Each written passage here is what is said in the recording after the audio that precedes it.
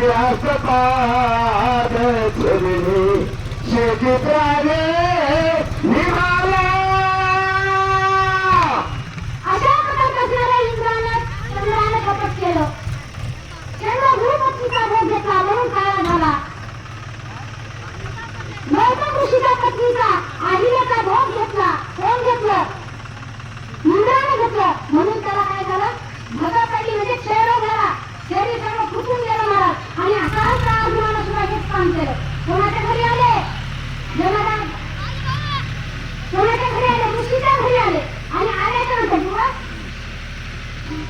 आणि ऋषीच्या घरी आल्याच्या नंतर तिथं कामधेनू नावाची गाय होती. तिच्यापासून सगळं प्राप्त झालं. खाले जेवले त्याच्यात गायला पळवायचा प्रयत्न केला तर काम झालं. म्हणून त्याचा हात पाय छेदून परशुरामाने टाकलं. बरं ये रावणे